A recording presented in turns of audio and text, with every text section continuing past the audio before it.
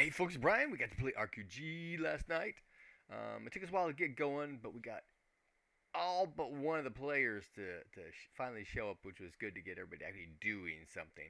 So we left the party last. The temple's flooded, the water's flowing, and Juchi is trying to pull people out. Um, so not a whole lot was going on. Juchi just goes with the flow. I had to make swim rolls because if they my thinking was if they were successful in the swim, then they were able to control the current and go further faster. But like nobody made it. Well, the restaurant made like maybe two, but she was trying to control where she was because she's watching back, make sure nobody's following them out. And they go on through and out. But just for all that happens, well, as it all happens, right? A darkness wall pops up right in the hex that Arestra is in, and the beetle swarm creature dives in. So Arestra kind of steps into the darkness. Is it dark in here? Yeah, it's dark in here. And so she makes a blind reaction roll, swipe to the darkness thing, not disengaging, fleeing. There we go. And she was successful, and she did some damage to it.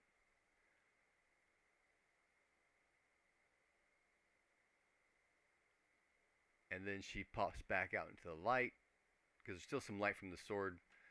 We did a little retcon, because when Jarstakos went unconscious, he would have dropped his sword. So Juchi went to grab him, also grabbed the sword, stuck in his belt, and off he goes. So the light is kind of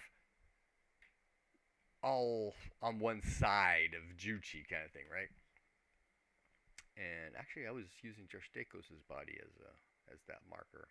Maybe second Jarstakos' belt, yeah, because the guy used both his hands. Oh, anyway, but it's blocked, right? They got bodies on one side, light on the other. So if you look at the live play in the description, I don't have active lighting.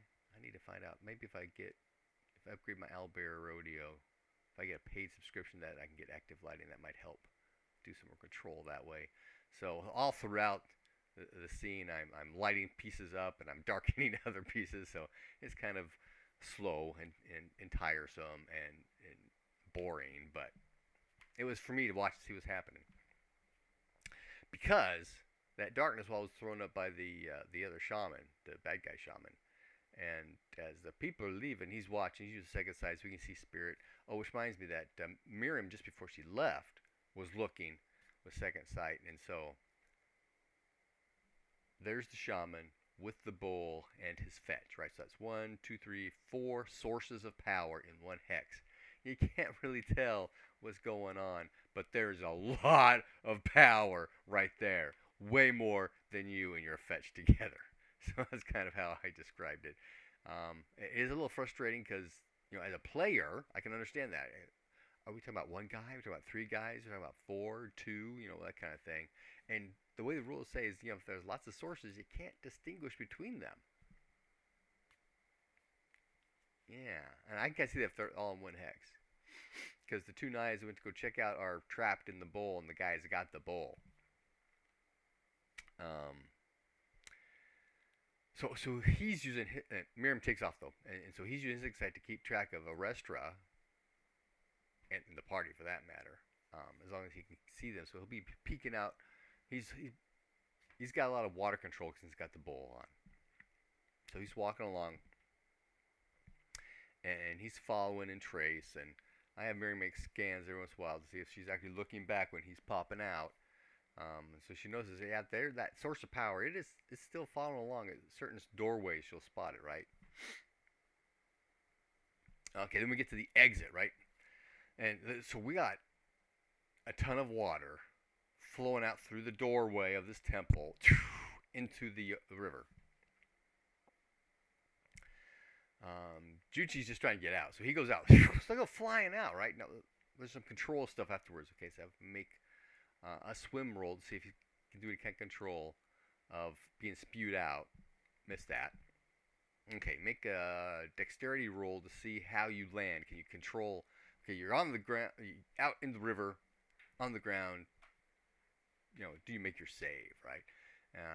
And he missed that, so I had to make 2 strength rolls to see if he was able to keep a hold of the 2 bodies. He kept a hold of David, lost Jarsteko. So Jarsteko's body starts flowing downriver. Juchi, pulls himself up to the bank, drops off Dave, and dives out after Jarsteko's. Eventually able to catch him, bring him back over the side, and start coming back to the temple. Okay. The next people to the doorway were Summer, who is now coherent, and Irvana, who's being played by one of the players. Okay, and they decide they're going to try to shoot to the edge of the doorway. So it's going to be whipping at them, but they want to be inside in the calmer water so they can reach out and grab people and help them around, kind of thing.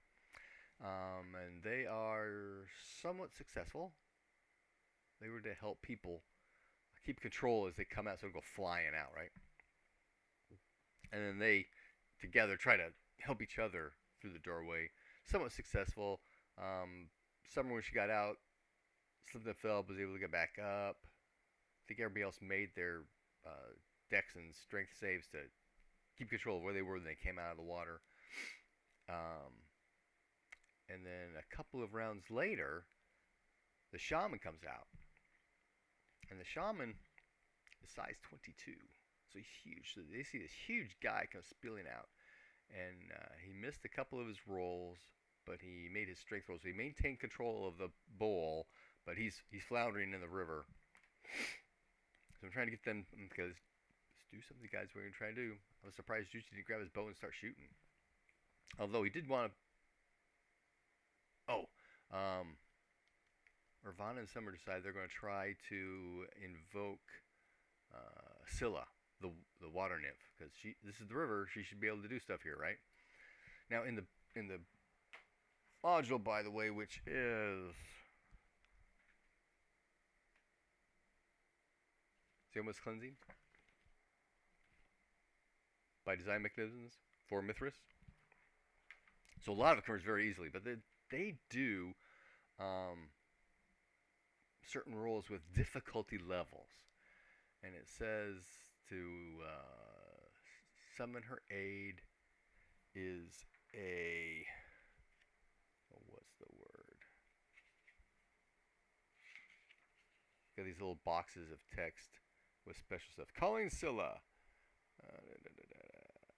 It's kind of like a divine intervention, right? For those who have the loyalty to Scylla passion, right? So they must succeed in a formidable loyalty to Scylla roll and expend 4 magic points. I don't know base rules. I don't know what formidable means. If I had just guessed, I would say minus 75. But their loyalty to Scylla's are all in the 60ish to 70ish range kind of thing, right? So that would be impossible, right? So okay, I decided to make it the guy get a special success, and that will work. So they both rolled, nothing happens. I kind of wanted the player to say, "Hey, let's summon Scylla," kind of thing, but he didn't. he went, "That's him! Get him! Get the bowl!"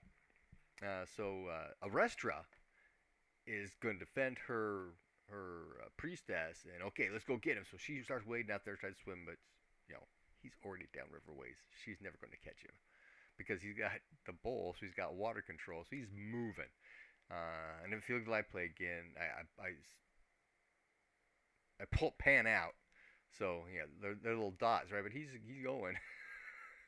In fact, Miriam sent her fetch after him to do spirit combat and got a little frustrated because I'm kind of doing a lot of stuff during one turn. It wasn't very sequential. It wasn't very controlled at that point. I should have been more clear for her on that. But we did do the spirit combat if I got there. So Juchi is asking, what can I do to help? Sure, you can do lots of things. They're going to do some kind of... They decided to do worship. Now, worshiping Oralanth to a water nymph, is that really going to help you? probably not, but the idea was to get that religious feeling going. So I used it for modifiers. That's what I did.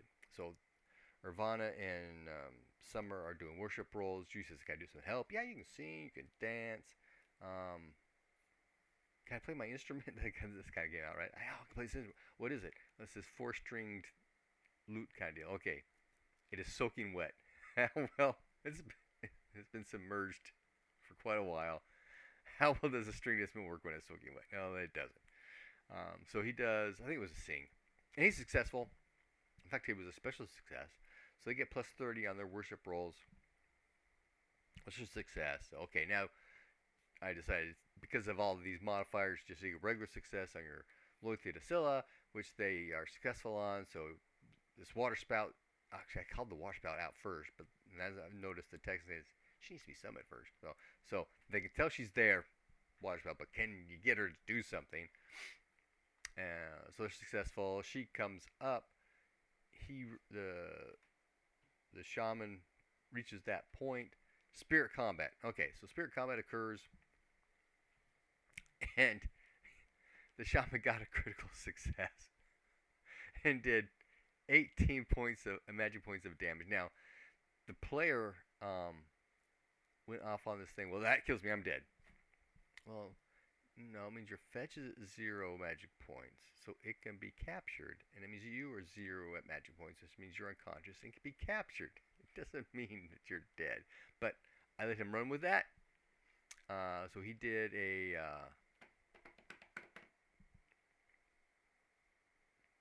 divine intervention, and he was successful in that. He rolled an 11, but they okay. What are you? What's this divine intervention? What do you want to have happen? Right? Roll for divine intervention. Okay, I made it. Yeah. Well, what happened? I don't know. So we, after some talk, think, oh yeah, you know, he wants to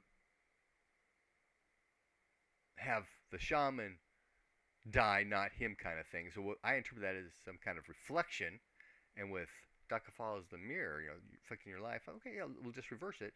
The shaman takes the damage. So Miriam loses 11 points of power. Well, she's got rune points, so she burns some of her rune points. The rules, I should look this up, but I believe the rules say that you do all your rune points first, then your power. And I give them the option. How much rune points do you want to lose? The rest is going to be power. So she ends up with like a power of 8, which seems really, really weak. But with her fetch, possibly, that kind of stuff. If she keeps the fetch, right? So that'll occur. But the shaman and his fetch have not taken any magic point. They've cast some spells, but he's got a crystal and other stuff. So some of their magic points have been used up, but not nearly all. And they've got a bunch, and so he just sucks that damage up, no problem. But then Scylla attacks, and so there's a spirit combat thing there, and the scenario kind of talks like you should run this spirit combat battle, but that's me against me kind of stuff. So I didn't really want to mess with that too much, but thankfully I didn't have to, because she does 2d6 worth of damage, and he only does like a d6 plus 6. So it was a tie. She could take 12 points of magic points damage if she needs to. So I didn't even roll for him, but I rolled for her, and it was enough to put him out to 0. So she just has him suck up water into his lungs and die. She takes the bowl, and whatever way she does it, she destroys the bowl, freeing her 2 sisters. So there's now 3 nymphs in the water. The players hear this crash as the bowl is destroyed. The 3 nymphs are in the water. They're coming up the river. Thank you for your assistance in destroying this destructive evil thing. If you need my help in the future, just call on me, that kind of thing, right? There's a little bit of discussion on mechanics guys that apply. You gotta make a roll kind of deal, a loyalty deal. Not necessarily a regular success would work at this point because she has made a deal for that specific kind of thing. I will come kind of deal. And they're thinking, okay, so when it comes time for Argrath and the army to come through, she can just split the river and let them walk through in the mud. Or maybe the rocks. I'm not sure what the bottom of the river looks like. Now that she is free, the waters of the river are flowing freely, so the river level is rising. Not a whole lot. But as soon as the bowl was destroyed, the temple water just started dropping out. So they decide to go in it and go through the temple. The only thing really in there is those knickknacks that were in that one room, so I'll give them that kind of stuff. We discussed beforehand on magic items because I had originally been, the rules say that if you've got for example, a sword blade sharp 2 matrix, you just need to have it in your hand, and you can cast a spell because the spell matrix is in the weapon, and you're holding it. You know that, and so I had taken that concept and expanded out. If you pick up a crystal and it's got magic points in it, you pick it up, you hold it, it's got magic points in it, you can use those magic points. But in reading through the Well of Delioth and some of the rulings dealing specifically with power crystals and powered crystals, that there's a reason you have to detect magic and analyze magic, right? So you just don't know things are magical just because. So you've got to cast to detect magically. These things are magical. You use to analyze magic to determine what their features are. Once you know it is magical and what those features are, then you can use them. And then the concept with the crystals was you need to attune to a powered crystal, but you don't know if it's powered or not until you attempt the attunement process. You go through the attunement process, and if it's powered, then you're attuned to it. If it's not, then it has a magic point in it.